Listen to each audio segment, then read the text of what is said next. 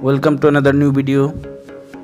In this video you will see how to fix Roblox two-step verification code not working.